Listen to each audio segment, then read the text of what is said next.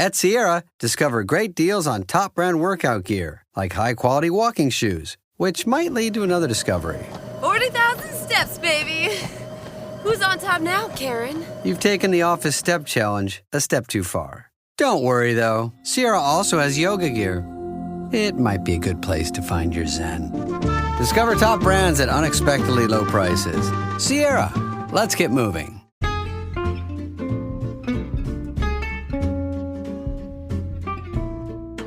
Hello, and welcome to It's a Fandom Thing. I'm your host, Erin Marlowe, and each week I'm joined by a panel of guests to discuss all things fandom and pop culture, primarily from a female perspective. You'll find everything from fanfic, to cosplay, to Schitt's Creek, to Supernatural, and everything in between. So put on your favorite piece of fandom merch, set aside that fanfic that you're writing about your OTP, and sit back and enjoy this week's episode.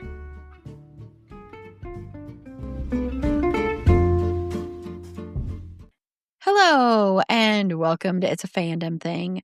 I'm your host, Erin Marlowe, and on this episode, we are continuing our little mini discussion about 80s movies that traumatized us with a look at the 1984 film, The NeverEnding Story, which was a film that traumatized a lot of children and still is stuck with children, certain scenes, of course, and I'm sure we will be discussing that. And I just want to say up front, Jenn, my podcast brain twin from my streaming bubble and also my co-host of Twin It podcast, poor thing, she is having internet struggles because they had a tornado warning. Everything's fine, safe, everything. And so she is not able to join us, but she's hoping to record her answers to the questions that I have for everyone and her thoughts. So if she does that, stay tuned. After Paula and I discuss the film, everything like that, after we've done our 6 Degrees of Finn Whitrock, before we do our closeout, it'll be edited in. You will be able to hear Jenn's answers if she was able to get those to me. But I'm sad that Jenn wasn't able to join us. But I am happy that one of my co-hosts from It's a Dean Thing pod, Paula, is here with me. So hey, Paula. You're muted. Hey, hi. I'm still here. I swear. That heat is still just like whatever. Oh my goodness. I swear. This heat has made every episode we've done recently, there's been some kind of technical something. I swear I blame the heat, but yeah. Yeah, like I don't know. It's going to be that kind of an episode. Hi guys, how's it going? Well, thank you so much for joining me to talk about The NeverEnding Story. I am going to give the IMDb description, spoiler warnings for a 1984 film, so you kind of only have yourself to blame if you have not seen this movie yet. What have you been waiting for? Yeah, this movie is 41 years old. Whoa. 41 years old, Paula. Oh, that hurts. At least we just saw it just a year ago, so yeah. I just watched it last night. I mean, I don't know what you're talking about. And I will be giving some trigger warnings as well. So according to IMDb, this is the lamest description. A troubled boy dives into a wondrous fantasy world through the pages of a mysterious book. So that is the description. Very simple, paint by numbers kind of description. It is directed by Wolfgang Peterson, and it's based on a novel by Michael Ende. Did you read this novel? Mm-hmm. Oh, you did? I did. See, I've never read this novel. And the screenplay was written by Wolfgang Peterson and Herman Riegel. And it stars Barrett Oliver as Bastian, Noah Hathaway as Atreo, Tammy Stronach as the childlike empress. I really don't like that credit for some reason. It really irritates the crap out of me. I cannot completely articulate why, but it just does kind of irritate me. So I'm just going to stop there because the way they have this listed is so annoying and it's really hard to read a lot of these names. So anyway, there's a lot of voice work and other actors in here too.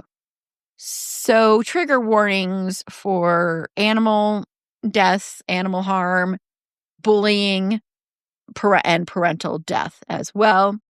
So what I first want to know, Paula, and since you read the book too, but do you have any childhood memories of watching the film, or did you read the book before you saw the film?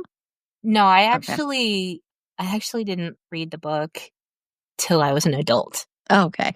Yeah. So, but I watched this movie. I was probably about 10. So it was when it came out on cable. I don't know which, HBO, Showtime, Cinemax, they all kind of run together at that time because they were all playing all the same movies. But that's when I first saw it. And I fell in love with this movie. I mean, traumatized us all to no end. Like, this movie is at one of the top 5, for me anyway, movies that traumatized me as a child, but I loved it so much. I identified so much with Bastian just because of how much he loved books and really got into it, and loved this movie so much that this'll really date it if it wasn't already. We had a little thing before VCRs called a Betamax machine, which Oh my God. they came out at the same time, and that lost that war. I had this movie recorded on Betamax, and I still have the tape somewhere in my dad's basement. Holy shit. We still have the Sorry. Betamax machine somewhere in my dad's basement, and it probably still works because those were superior to VCR machines, but the porn industry liked the VCR better, so that's why it won. Anyway, little history fact for you. That is true. That's very true. It really is. But yes, and this movie, we watched it so much. One of the other things I remember about this was the fact that at the end of the movie, Bastian calls out the name of the childlike empress. He's giving her a new name. Spoilers for the end of the movie. Again, why have you not watched this already if you haven't? And it wasn't until much later in life that I actually understood the name he was shouting was Moonchild. I went for years not knowing what this name was because it was not very clear the way they edited the shouting and the name. And my sister is deaf. We had at the time closed captioning, but it was atrocious. And again, another little fun fact, watching the movie last night, I have a habit of just watching things with closed captioning because even as a hearing person, it's so much better. If you didn't already know what the name was in the captioning, all it just says is he's yelling. Yeah, I don't even see the name. Like, what is going on? Yeah, lots of great memories of just like this was on heavy regular rotation for my sister and I. I loved the story. She loved all the visuals of the characters and whatnot because she, again, closed captioning was atrocious, so she mostly watched movies for the visuals. And it was I mean, it's, by today's standards, maybe not as great visually, but back then it was fantastic. And Falkor was, a favorite because, how can Falkor not be a favorite? But yeah, it's a great movie. It's still a great movie. So yeah. Just out of curiosity, how does it compare to the book? Like, is it a fairly accurate, like a fairly faithful adaptation, or? So it's been several years, and I actually listened to it on audiobook because that's how I do most of my reading now. And when they say it's literally like the first half of the book. And I can't remember how faithful it was. I just remember that, oh my word, there's so much more to this story. It doesn't stop there. That's the prelude to the rest of the story, really. Because the rest of the story in the movie, Bastian and Falkor go back and kind of scare the crap out of the bullies. That didn't happen in the book. He actually stays in Fantasia. Actually, in the book, it's called Fantastica, but there was some translation thing, and it became Fantasia in the movie. He stays there and has it's adventure after adventure after adventure. And the thing that stuck out to me about the book was this is Bastian growing up, basically. All the subsequent adventures that he had kind of changed him in a way, and it kind of very much felt to me, reading it as an adult is, this is this little boy learning how to grow up and making mistakes and stumbling. I don't want to give any spoilers or anything, but yeah, and I thought it was really good, and I need to go back and listen to it again because yeah, I recommend it because there is a lot more to this story. And apparently Michael End, who wrote the book, was initially involved with the movie, but he came to hate what they were doing with the movie. I mean, we did get subsequent movies later, Yeah. but he actually sued to try to get the movie stopped And because of all the legal proceedings and everything, when they went to make the second movie, so much time had passed that they had to recast all of the three main parts. So because Barrett Oliver and Noah Hathaway and Tammy, I can't remember her name, they had all grown up. They were all late teenagers, so they couldn't use them for the subsequent movies, which I have not watched. I haven't either. Because I had no interest at that point. I'm like, I don't know who these people are. These are not my characters. So I didn't watch any of them. Yeah, I was going to ask if you had seen the second one or anything. No. Yeah. You know, I was trying to remember and recall like how I first saw it. It must have been on VHS or something because we didn't really have cable at that time, I don't think, if I remember correctly. But I always associate this movie more with my sister than me. I know I liked it a lot. I know I was actually texting my mom. My mom was asking what I was doing. And I watched this with Fergie. I don't know if Fergie was really into it, but Fergie was like laying on the couch next to me. I couldn't really tell if she was into it.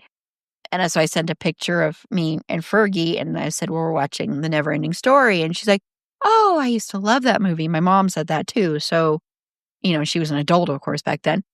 But I always associate it with my sister in a lot of respects because I always think of this as like my sister really loved this movie, mainly because, and of course, this is where some of the trauma stems from, the horses part, because my sister was really into horses. Of course, I talked to my sister about this movie today and she remembered it, but she didn't really remember it. Like she didn't remember a lot of it. So then I sent her the clip, the infamous clip of the horse. And, this lake of sadness and drowning and everything like that. And she's like, oh my God, now I remember this part. So to me, even though I really loved this movie wasn't for me one of those like markers of my childhood, like ones that I was obsessed with. I do remember being very sad at that scene, of course. And I remember being in awe of it because I want to say, watching it now, because this was the first time I'd watched it since I was a kid. And watching it now, I do think, yes, this is 1984, but I do want to say, I think a lot of the effects, a lot of the costuming, a lot of the makeup design, a lot of the creature design, for lack of a better word, are really good. I think it's actually really, really well done, especially for that time period. And I think it kind of holds up for the most part. I will say it's funny with Falkor, I do remember very distinctly when I was a kid that I loved the character, but at the same time, I thought his back, the way his back was designed, like scaly, was so creepy to me. Mm-hmm. I actually found it like gross and disgusting, and I hated looking at it. Right? But now as an adult, it didn't creep me out at all. And I still really like that character a lot because, that character is very clearly reminiscent of a dog. And has all the characteristics and the facial expressions of a dog. So I really liked that character a lot.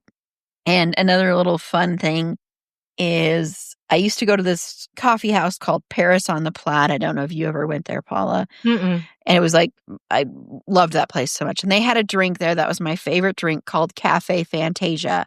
And I don't know if they named it after this or what. It would make sense because this was in the 90s. Right. And it was like chock full of like caffeine, espresso, chocolate, whipped cream, and then it had like an orange slice in the middle of it. It was like the most insane thing that I would drink at like 2:00 in the morning, 1:00 in the morning.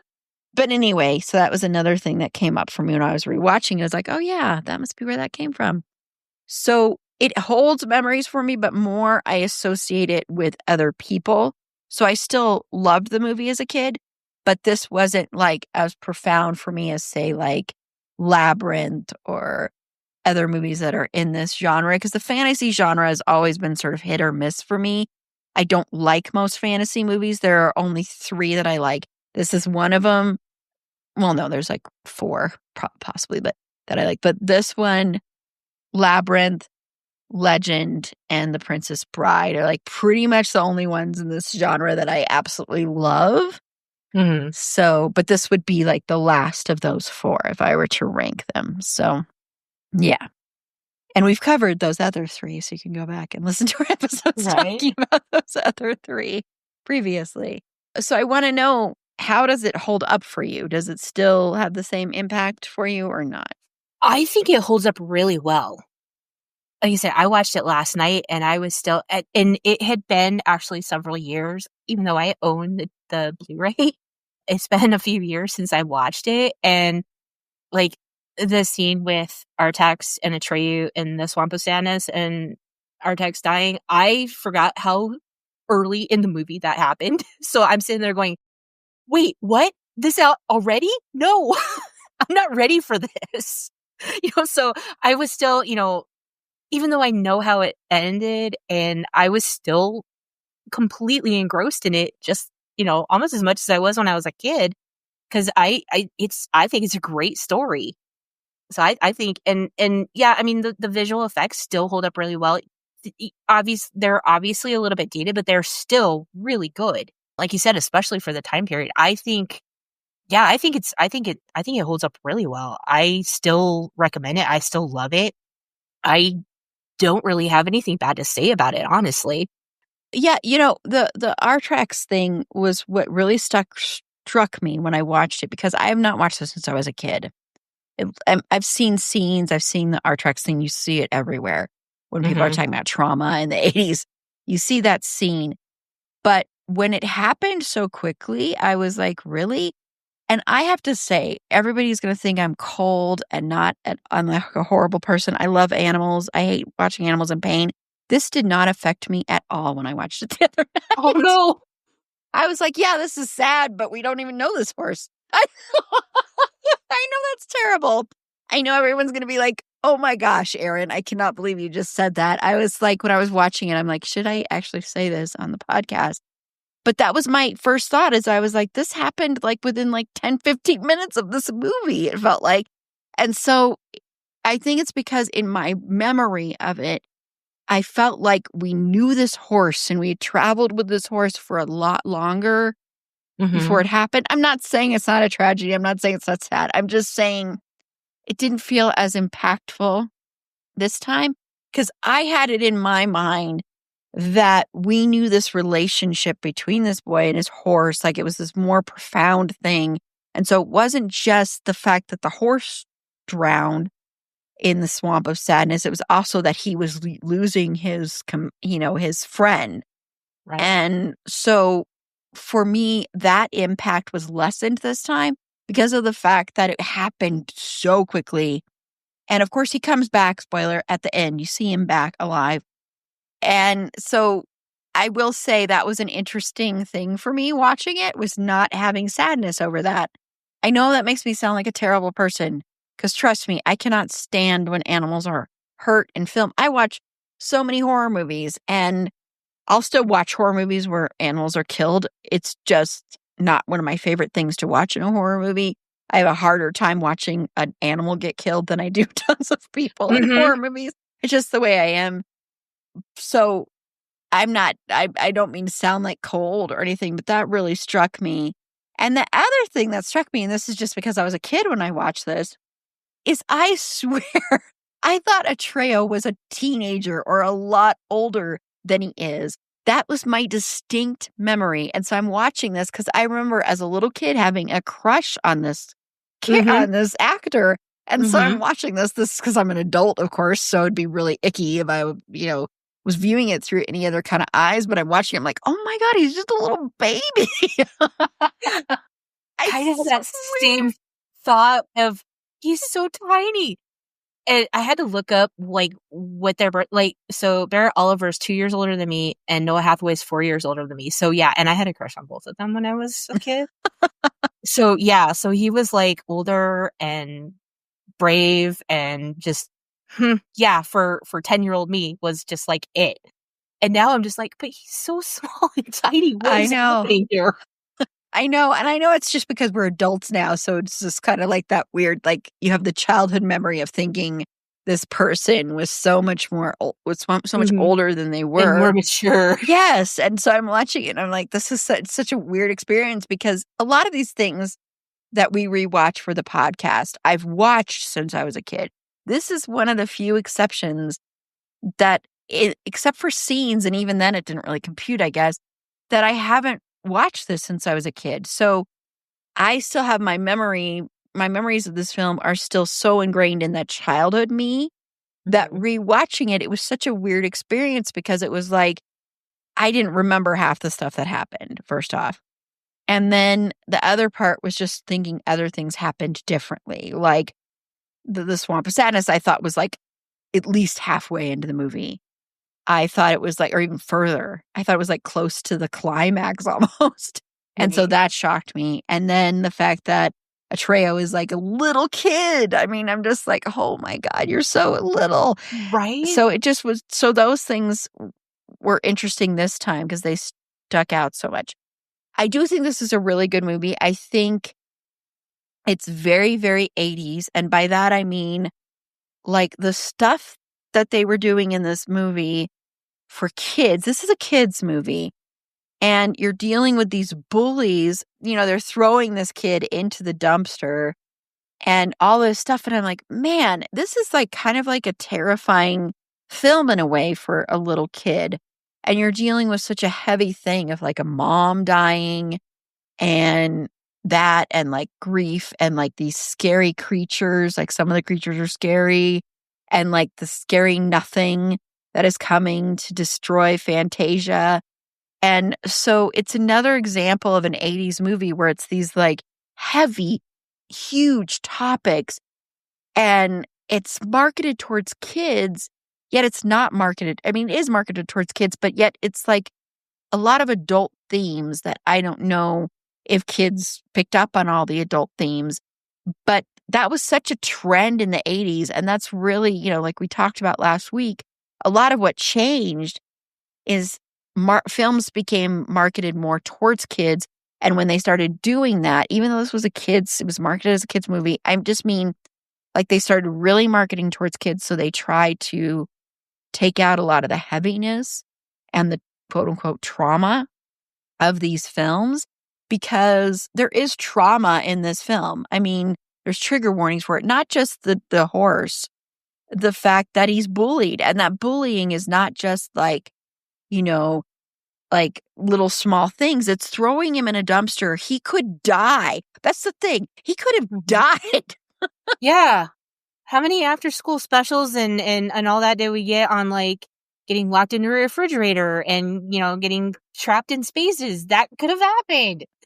Well, and also the other thing this points out is here's this little boy, Bastian, who's hiding out in the attic of his school because he was late to class because of the bullies and also because he stopped at that bookstore and he, you know, is a voracious reader and he picked up the book and or stole the book, or he's, you know, going to return it. And of course the store owner I maintain to this day knew that he was going to take it and wanted him to take it.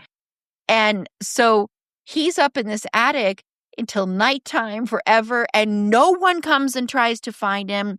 You don't know if people are freaking out because you don't see that world, but you're like, that's another thing where like in the 80s, you know, parents had to be reminded it's 10 o'clock. Do you know where your kids are? So it played into that too, in a way too. I know what you're thinking. We didn't see that. So maybe everybody was freaking out and wondering where he was. But at the same time, it felt like nobody cared. So it played into that as well. So I don't want to say it's dated, but it's very much of its time. But it's very well done. I don't know. I mean, I would love to hear what, you know, parents, if you've shown this to your kids recently, what your kids' reactions were to this movie, just because I'd be curious to see what kids think of it. You know, I was watching there's this TikTok creator, Rob. Sorry, I'm going to get his name here.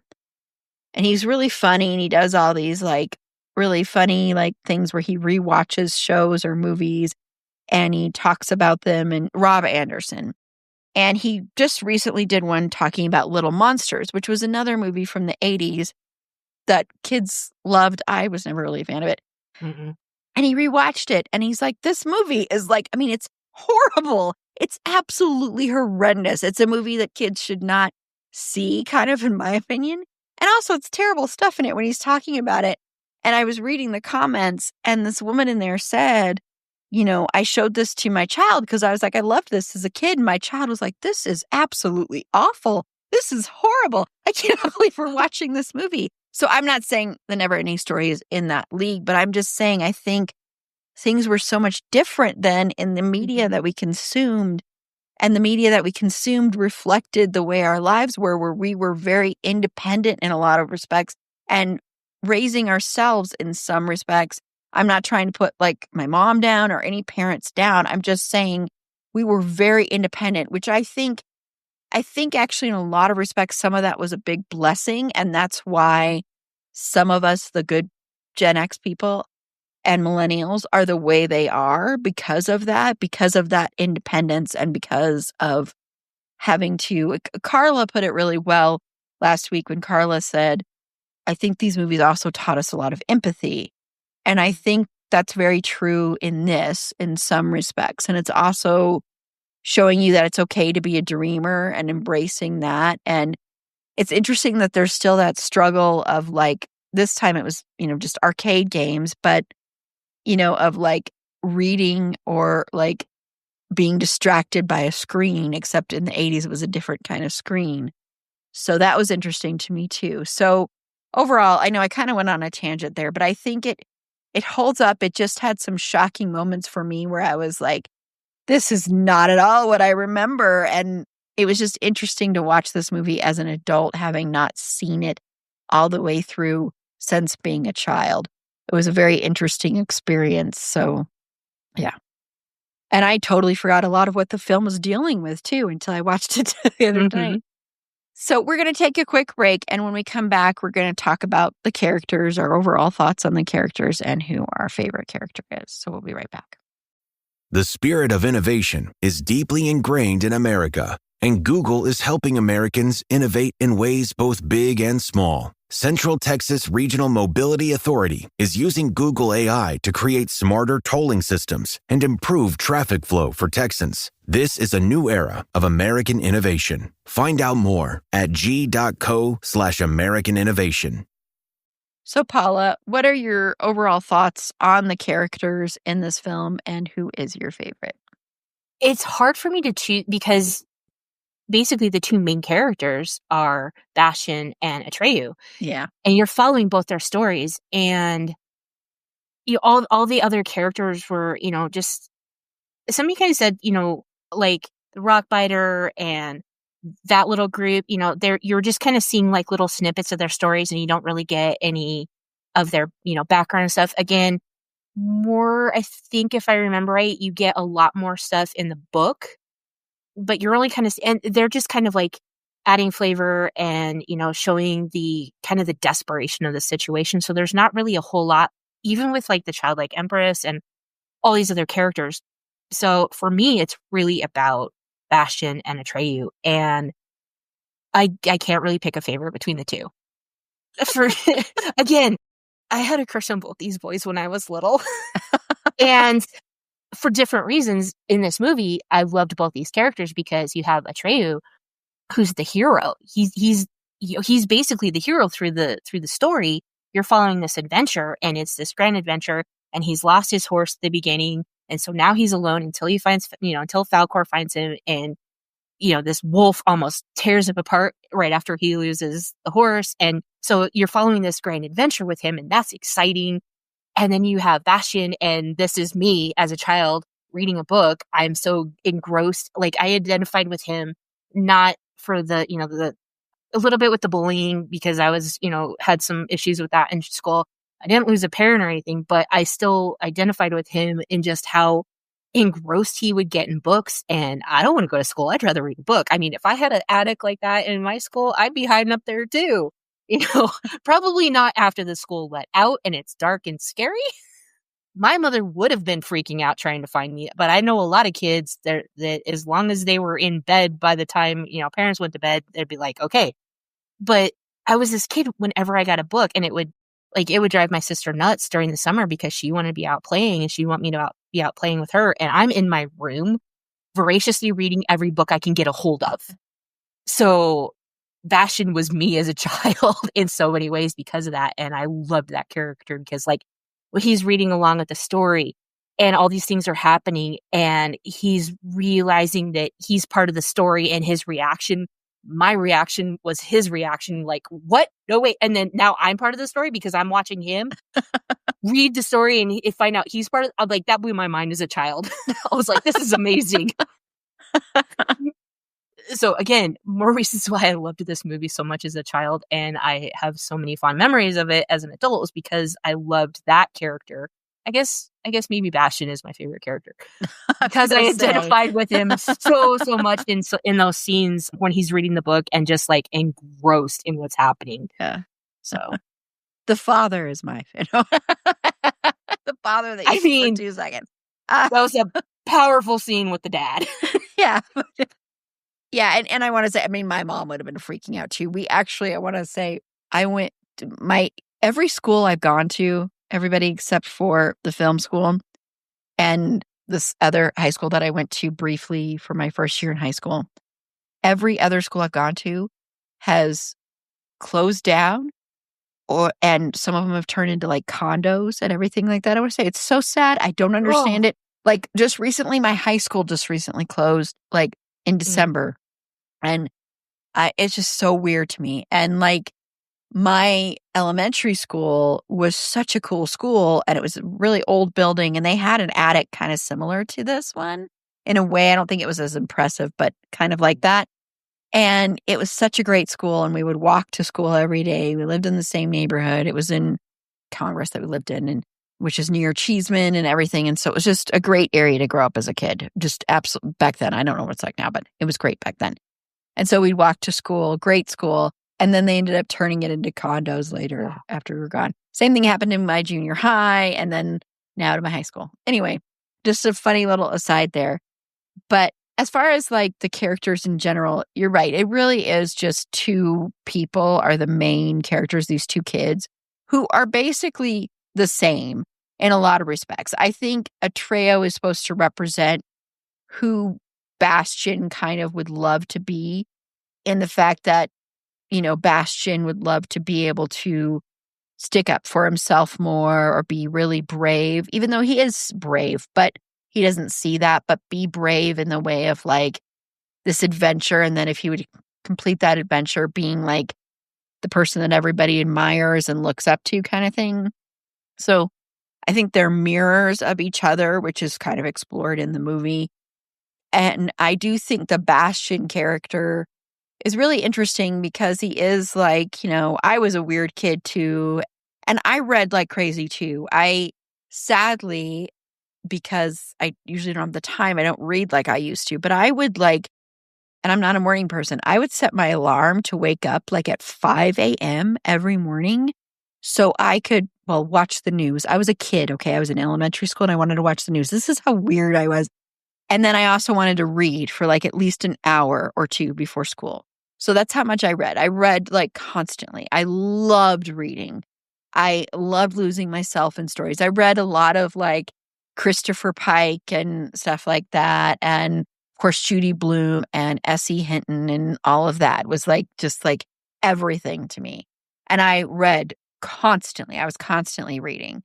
So I relate to that a lot with Bastion and getting lost in that and in your dream world. And, you know, I'd make up stuff to like, you know, records, and I was always making like radio stuff, like, you know, like being like a DJ almost. And then I'd put on plays for the neighborhood. I was very much into theater and acting as well. So I relate a lot to that character as far as like the young me relates to that. And what I think is so beautiful about this film, and what I think a big message in this film, other than just, what it's talking about with grief, we're going to talk about this in a second, is the fact that it's saying it's good to dream, and to be in a dream world is not a harmful thing. And I think too often we try and stifle that. And so I appreciate that they are embracing that. And that's a lot of what the film is talking about. So I agree. It's really hard to pick a favorite between those 2 because they are kind of the same character in a way. But I would say probably Bastion if I were to choose him. But I also want to just say, even though Falkor is not a main character, Falkor to me is also a favorite because Falkor is so much like a dog.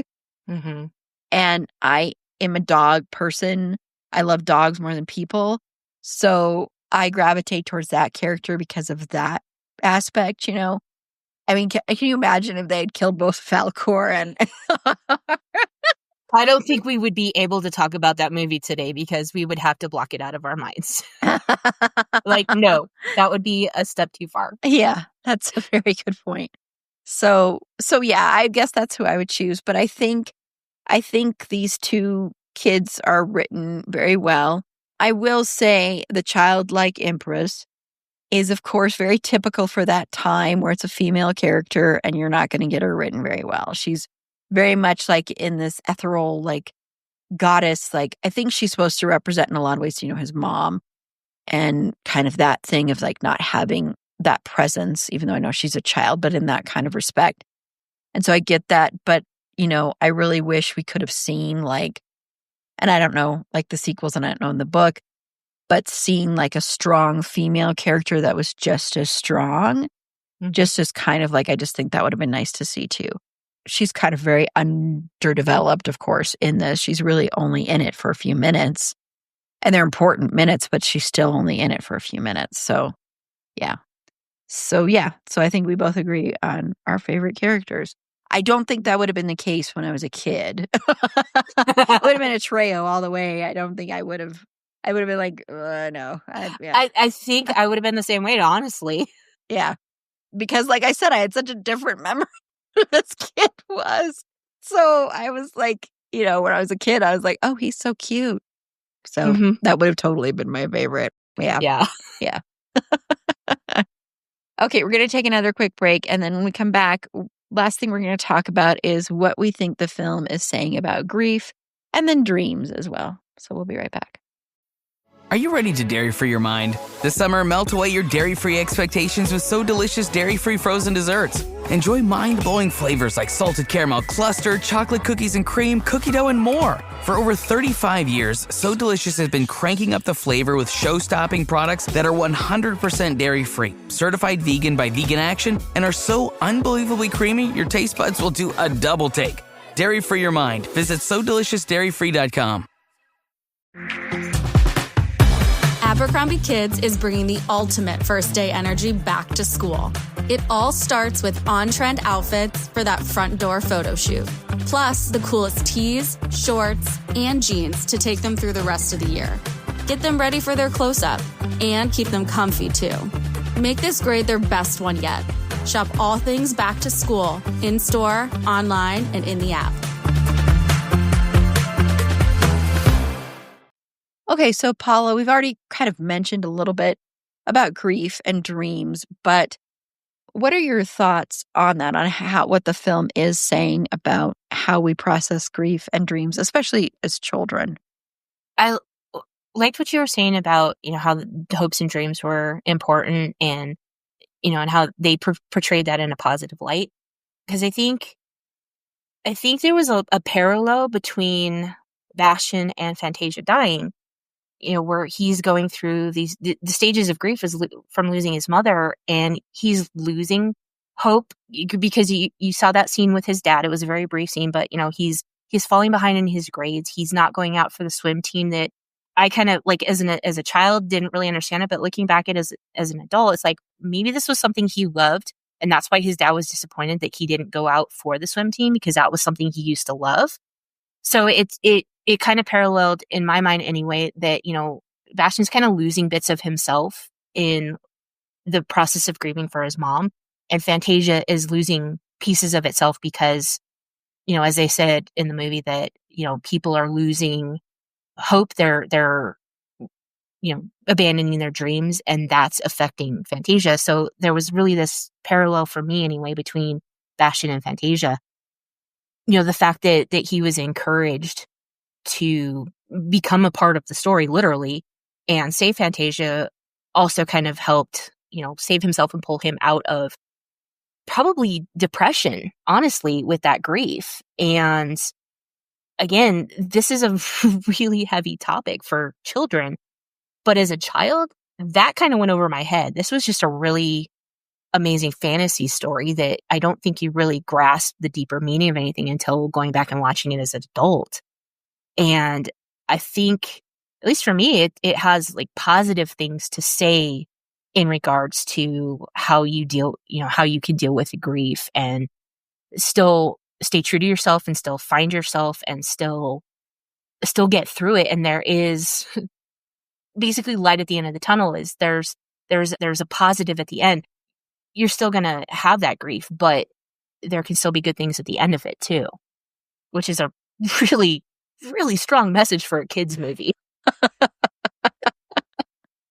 Yeah, I mean, I agree completely with everything you said, 100% ditto what you've said. Yeah, it's a lot of heavy, like we've mentioned, a lot of heaviness in 80s movies, and this was another thing. I mean, and 80s movies loved to talk about death. I mean, I don't know what it was, but death was a huge thing. Blame Disney. You've been conditioning us.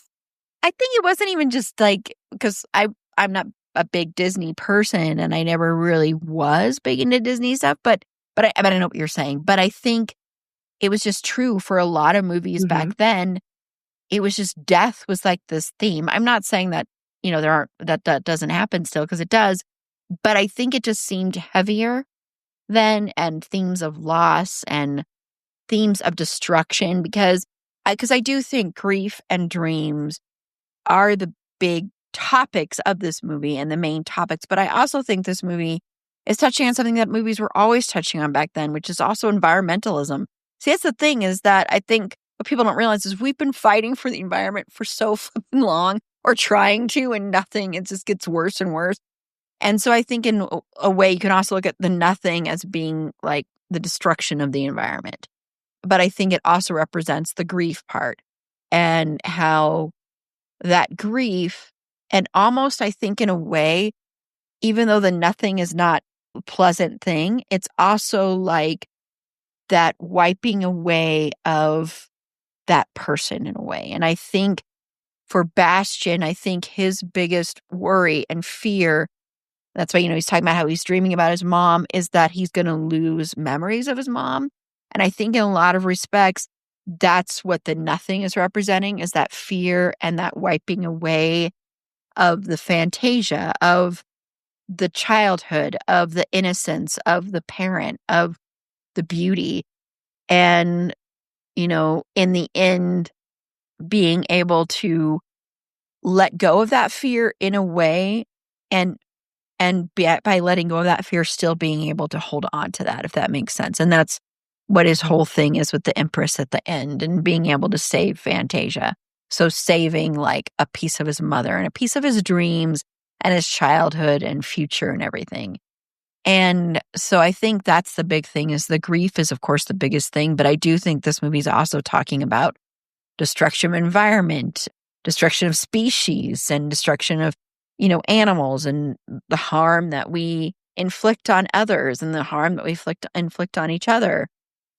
But I think the grief and the dreams part was one that really stuck out to me this time. I don't know if it ever did when I was a kid, because it's so blatantly there. It's spoken to, like the dad's like, get your head out of the clouds and stop dreaming. And, he's constantly in the world of fantasy in these books as an escapism, but also, I think, as a way to find empathy and connection with other human beings.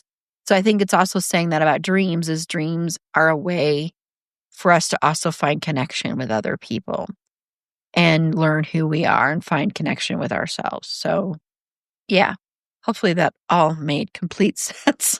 Yeah. I felt like I was rambling there towards the end there, but yeah. So I think it does a really, really good job on that front. Yeah.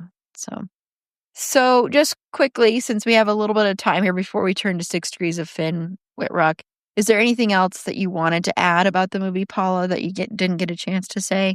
I want to talk about the bookkeeper for just a second. In the book, I believe it was, he was passing the book on to Bastian, because he says something about, and this was also, I was reminded of it because I was reading some of the trivia on IMDb.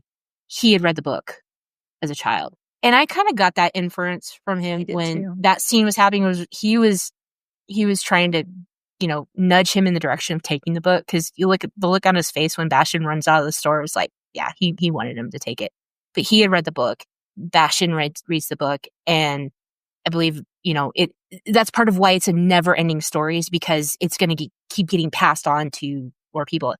And I don't know if that means like the same story is happening or the story changes with each person that takes it. But no, I thought that was an interesting little tidbit with the movie and the book. So yeah, and it's like the passing on of the wisdom from generation to generation, and the passing on of like, the book owner, was probably a big dreamer too when he was a kid. So the passing on of, embracing that and being like, yes, keep dreaming as a kid kind of thing was probably part of it too. So, and also I would have been hanging out in that bookstore all the time if I was all the time. That was a pretty cool bookstore. Right. Yeah. Yeah. Yeah. I think the only other thing I would add is that, I know like going to the trauma scene that everybody talks about, and I know everybody's like, except for now you're a cold, heartless person, Erin. But with that scene, I do want to read this bit of trivia from IMDb. So contrary to a rumor, the horse that played Artax did not really die during the filming of the Swamp of Sadness scene. Wolfgang Peterson confirmed that the horse was survived. In fact, 2 identical horses were used for the scene, and they were professionally trained by a horse handler for months. While the scene was filmed, the crew would alternate between the 2 of them. Both horses remained unscathed. Peterson also expressed full understanding in the shocked reaction of the audience, and he also said that the sadness of the scene was necessary for the story and the character. And so I think that also goes into the grief part of the theme of like letting this creature, this being that you love, die and not being able to save that thing from dying. And of course, that would go into how helpless you can feel when someone is dying or when someone dies and you have no control over that. And, everyone is going to die. That's just a fact of life, and how out of control we feel when it comes to that. So I think that that's a lot of what that scene represents in some respects too. So yeah, I know I'm heartless because I didn't have the same emotional impact. I'm sorry. It makes sense though. Because like you were right in the fact that we didn't really have any time with Artax. I think for me as a kid, it was just this shock factor of, did they really just kill a horse? I know, because that's the one thing is you do not kill animals in movies. It's like this unwritten rule, and people break it all the time, of course, but it's this unwritten rule of you're not supposed to do that.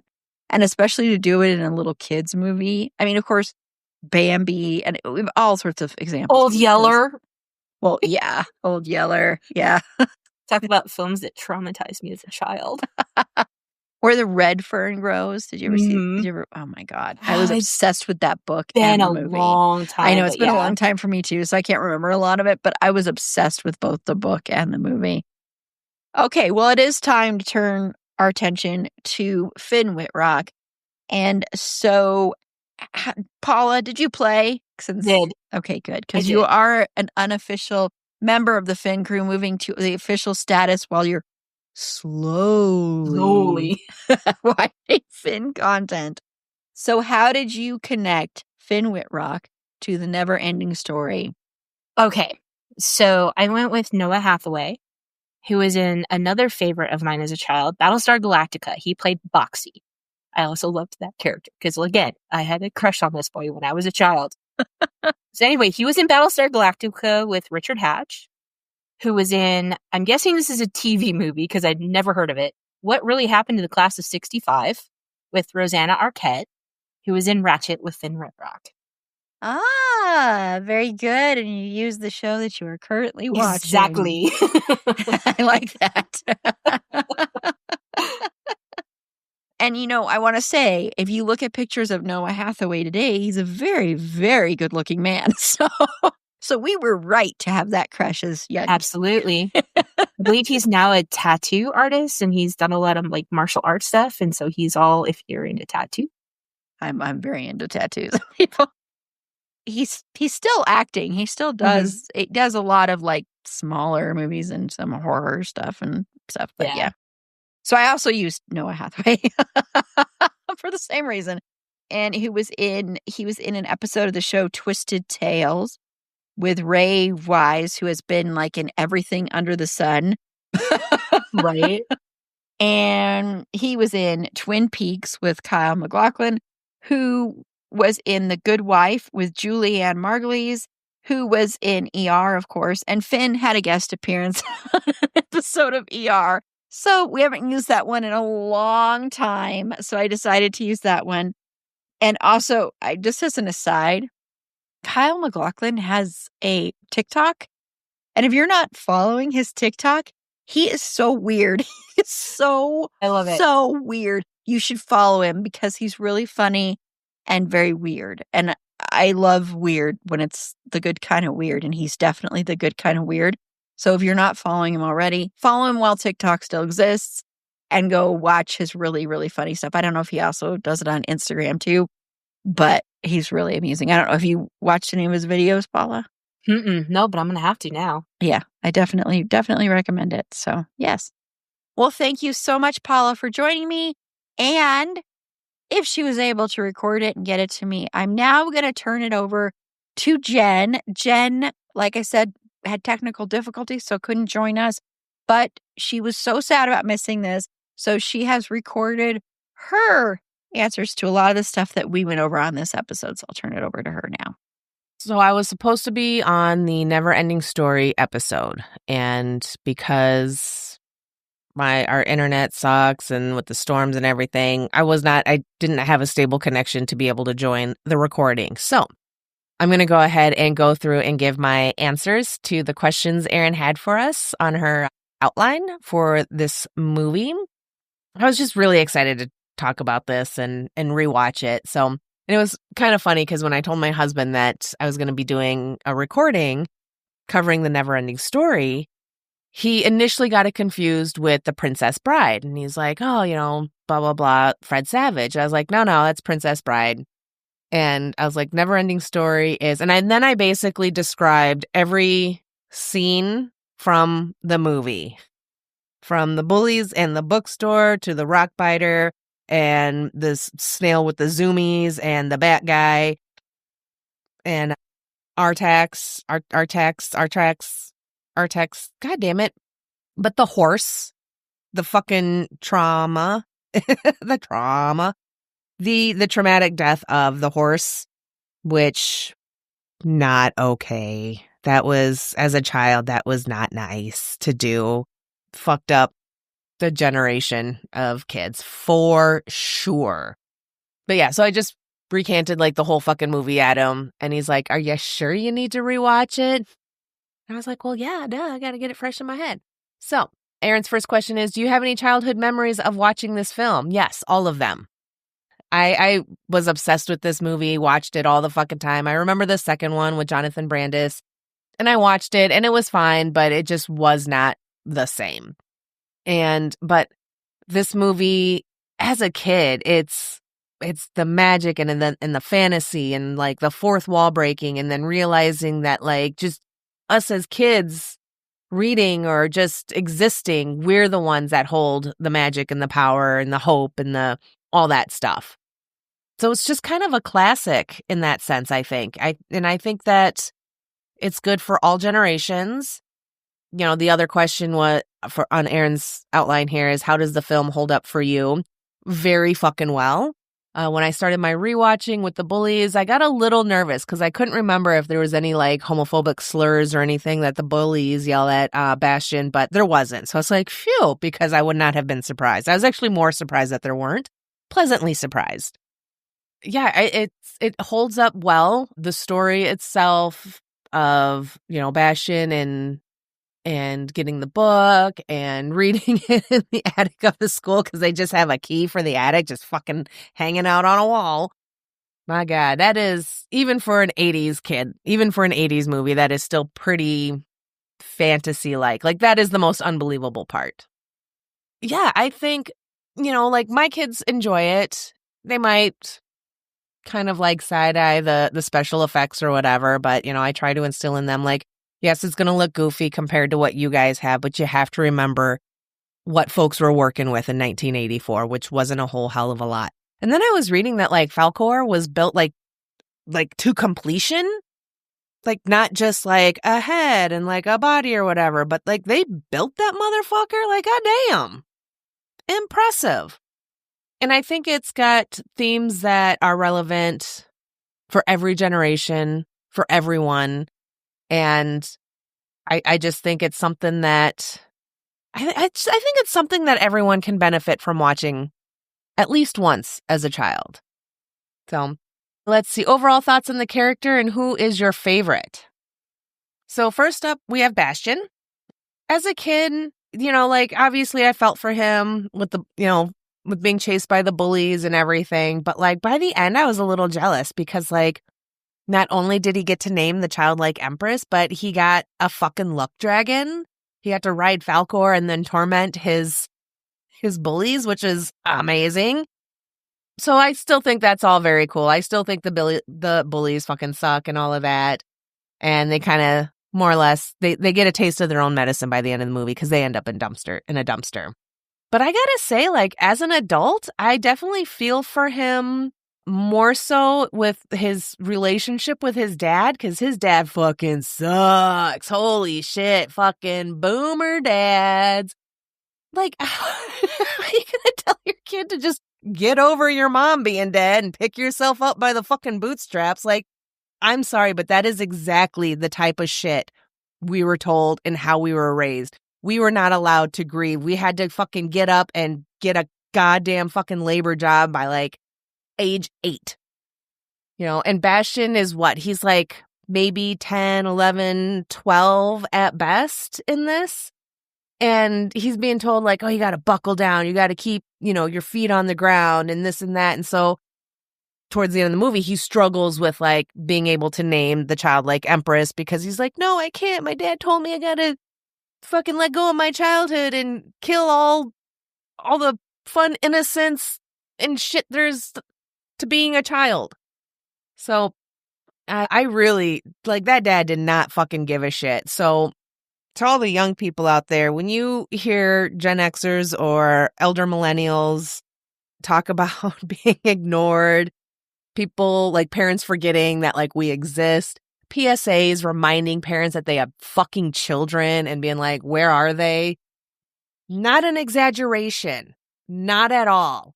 That moment was more like a documentary in of itself of how parents parented. So for that dad to just be such a fucking dick. He says, you're old enough to get your head out of the clouds, both feet on the ground. Like, fucking what? He's 12.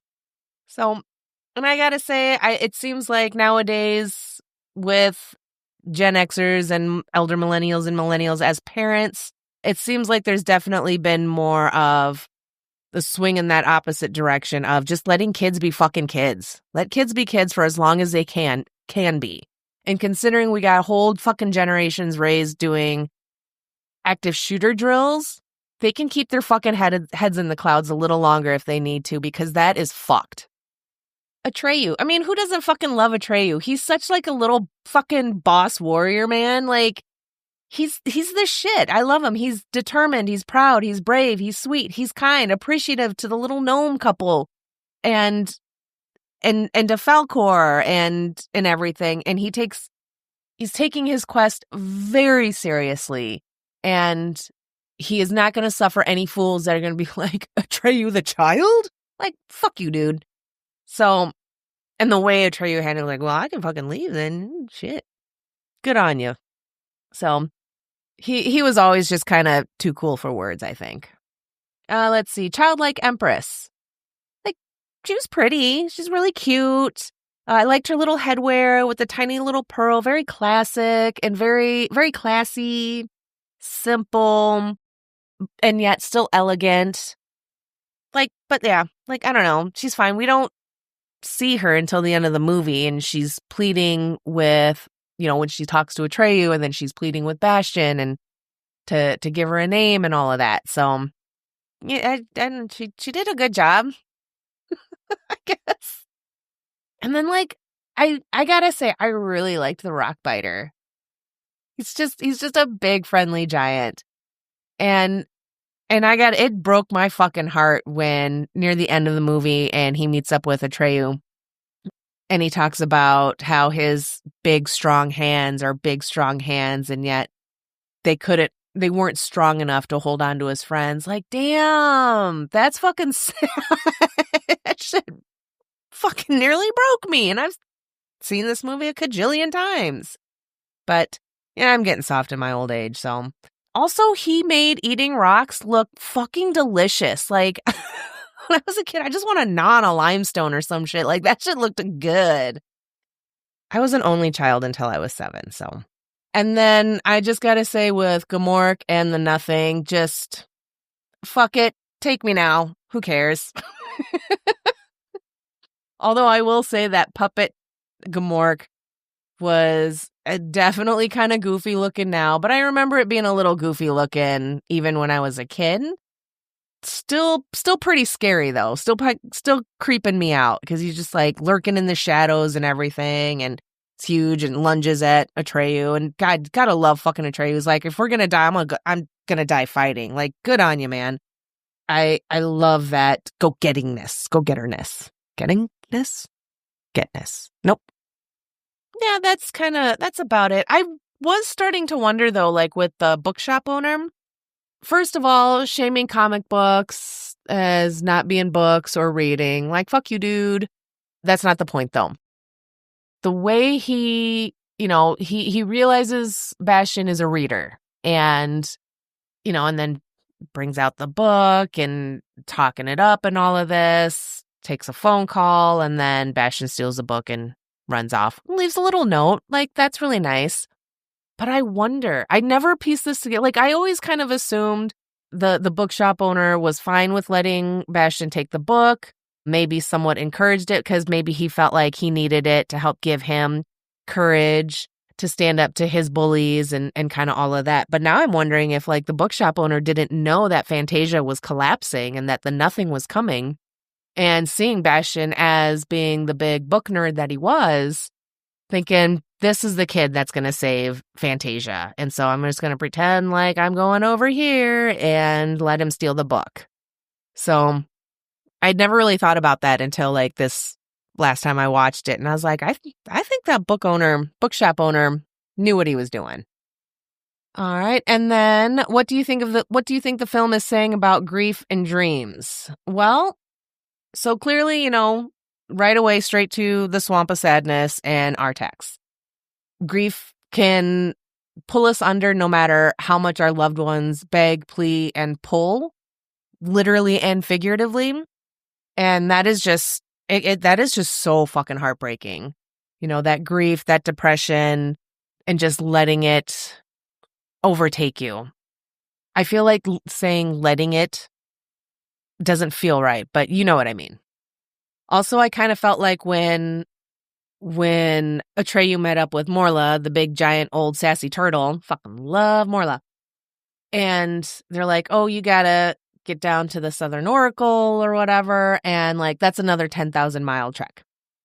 And for me, my interpretation of that scene as an adult is that, he's got to get down to that Southern Oracle as part of his journey, of his mission, truly like the next steps to trying to save the childlike empress. And it's 10,000, and that's so fucking far, but losing a loved one, the simplest things in life, getting up, taking a shower, eating, can feel like a 10,000-mile trek. And you might still give it a go, but you're just trudging through the swamp of sadness, and you're just going through the motions, and there's no hope, no livelihood, no life in your eyes, in your movement, in any way that you're presenting. So that's definitely what kind of that whole scene with the swamp of sadness, that was my interpretation of it as an adult. And then I also feel like with Atreyu being rescued by Falkor, a luck dragon, is actually incredibly lucky considering how far he had he had already sunk into the swamp of sadness. I don't really know how else to put it because we don't all have someone there to swoop in and pull us out. We wish we did. And to not just like save us from drowning in the swamp of sadness, but also just literally bringing us back to life, right? Because then he takes them to this other, to the gnomes, and they give him medicine and heal him up. And now Atreyu is revived again on his mission because he had someone literally carry him onto the next step of his journey. And I think sometimes for some folks, just that act of someone being there and being there for you to lean on, sleep, snuggle with, can be enough to pull us out of our depressions. Not cure it, but at least help us with mourning a friend or family member. So that's my take on all of that. The dreaming, obviously, when we stop dreaming, we die. Things are destroyed. So, like not literally, but, without dreams, is there hope? Is there imagination? Wishes?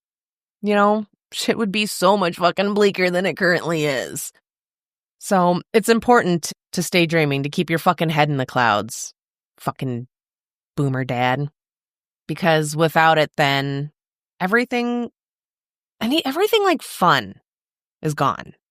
Everything fun, everything beautiful, anything exciting, even if it's a little scary, gone. I'm bumming myself out. So now I'm going to move on to the 6 degrees of Finn Wittrock. So I'm going to connect Finn Wittrock to the NeverEnding Story in 6 degrees or less. Very similar to the 6 degrees of Nicolas Cage that I do on my podcast. I'm sharing this. I'm really excited to share this because I did not use the Oracle of Bacon. I thought for sure I was going to have to with this movie being sold. I'm like, oh my God, and really not a lot of these kids are still acting or anything really in anything like prominent, which is fine. So I'm like, oh, this is going to be a struggle. So I went with the director. I rarely go with the director, but this time I did because I was like, I might have the best chance. So Wolfgang Petersen directed The NeverEnding Story, but he also directed Outbreak, which stars Renee Russo, among others. She was in Velvet Buzzsaw with Jake Gyllenhaal, who was in Roadhouse with Arturo Castro, who was in Semper Fi with Finn. Boom. Yeah, that's it. I'd normally give my socials, but that's all right. Like I said, this is already 45 minutes long, and that's not nice to do to Erin, so because she's already got enough to do. So, all right, that's it. Thank you. Goodbye. Okay, so thank you, Jenn. And thank you again, Paula. So we are going to go ahead and close out this episode. So Paula, one of my co-hosts from It's a Dean Thing Pod, our other co-host is Moth. Do you want to tell everybody where they can find that podcast and you? So you can come listen to us talk about all things Dean Winchester and talk about the show wherever you like to listen to your podcasts. I like how you emphasize the podcast. Because we weren't sure last time. That's It's a Dean Thing. We're also on social media at It's a Dean Thing Pod. We're also over on the It's a Fandom Thing server. We have a channel over there. We have all kinds of fun channels. Come talk to us about NeverEnding Story or some of your other childhood trauma movies. Yeah. We have a thread. We have a thread for movies, TV shows, because I'm sure there was some trauma there, books, music. There's a channel for me slowly watching Finn Wittrock. I will be getting back to that after I finish watching season 4 of Supernatural for podcast prep. Almost done. I finished it today, season 4. Sorry. I have like 6 episodes left. I'm so happy I'm not working tomorrow because I can finish the rest of them. And I'm also on social media, and it's my sandbox. I'm not really present on any of those because I'm busy hanging out in the Discord channel. So come talk to us and hang out with us over there. Yes, please do. And we will at some point at some time talk about traumatizing episodes of television as well, because we had so many on this special episode traumatizing stuff in the 80s. My goodness. So, I mean, we might even put in there like the after school specials and all of that kind of stuff that we watched that were very traumatizing. So yeah, we're definitely, there was one that starred Helen Hunt in it. This is before I Helen Hunt remember became that big. one. You remember that one with the drugs and the Yep. PCP? Do you Yep, I remember when remember it. she jumped out the window and like had the glass was like cutting her arm up with the Yes. I was way too young to be watching that. I know, me too. I was so terrified, Paula. I wrote in my diary about because like my dad smoked cigarettes. And so I wrote in my diary and I went, because my dad smokes, I'm so worried he's going to start using PCP. Well, look, okay. We also had the This Is Your Brain on drug commercials, which again, also very traumatizing because you're just like, and they said, you know, these things are a gateway to these things. So it was, look, this is the reason why Gen X is the way it is, because everywhere we turned, we were being traumatized. It's true. It's true. Like I said last week, we've come to kind of romanticize the 80s. Like people romanticize it a lot, but it was a scary fucking time, man. We were terrified. It was such a scary time. And it was a scary time in the country and lots of horrible things were happening. And Ronald Reagan was one of the worst human beings to ever exist. So it's like lots of terrible things happen. Like a lot of the stuff that happened then, I don't think we would have what's going on now without those things having happened. So I think people kind of forget that because it's been kind of romanticized, but it was terrifying. I mean, watching that. And then also the other fact was a lot of our parents were hippies or ex-hippies or so a lot of our parents actually did do drugs before because they were growing up in that. So you had the counterculture raising kids, but also a lot of people in the counterculture became like very like preppy and yuppie and all this kind of stuff, you know, like yippies, which are yuppie hippies. Yeah. So it was just a very weird time. And then you had on the other swing of that, you had like the Satanic Panic. And the very conservative family, which I grew up in a very conservative Christian household. So it was like you stray off any of these little things and oh my God, you're a horrible person. And life was trauma back then. So much so. Yeah, we're definitely going to do an episode on Satanic Panic at some point, too. Oh. That's on my long list of ones to cover. So, because I think that would be very interesting to talk about. Because that actually ruined a lot of lives, I want to say. Oh, it wasn't, my God. I mean, it's funny now. We laugh about it now, but it actually wasn't funny. Because it was really, really awful. So, yeah. But on that note, we're going to go. But on that note, oh, wait, you already closed out. Sorry. Okay. So Fergie, like I said, she watched this with me. I don't know how into it she was because I couldn't see her face because she was lying right next to me on the couch. But she's a cute, adorable dog. And for now, you can follow her on TikTok at Schroeder and Fergs. That's SCHROEDERANDFERGS. It's long, but it's worth it. To find links to all our past episodes, our social media, and our Patreon, where for as little as $3 a month, you get bonus content, you get ad-free episodes, you get episodes a day early, you occasionally win prizes, like our upcoming horror trivia event will be happening, and you could potentially win prizes without even having to play trivia. So go to our website, it's a fandomthingpod.com, click the Support Us tab there, and you can find a link to our Patreon, a link to our Redbubble store, and a link to our Buy Me a Coffee. And you can also find the link to our Patreon in our show notes. And next week, we are turning it over to, well, we're kind of on the same wavelength in a way, kind of. I don't know. We've been dealing a lot with death and trauma this past month. And we're kind of continuing it. Not really. I guess this doesn't really fit into it, but the one after it will. But we're going to talk about our favorite character intros. So we're kind of jumping out of the 80s, although some of these may take place in the 80s. But we're going to talk about our favorite character intros. These can be in movies or television, whatever they may be. And joining me for that will be Paula again, and then also Tiff. And then the week after that, we're going to talk about best character deaths. So we're going to be back to the death and dying. I don't know. That's a theme this month. And then just to let you know, we will be off the week after that. So for the final week for the first week of August, there will be like no episodes, just to let you know. But we have a great rest of the August plan. We're going to be talking about sex work in film and television. We're going to be talking about the movie Pretty Woman. We're going to be talking about the show Severance. So that's what's going to be coming in August. And then September, of course, is our music month. So you'll hear more about that coming soon. So until next time, remember, it's a fandom thing. Black Lives Matter, stop Asian hate, and free Palestine.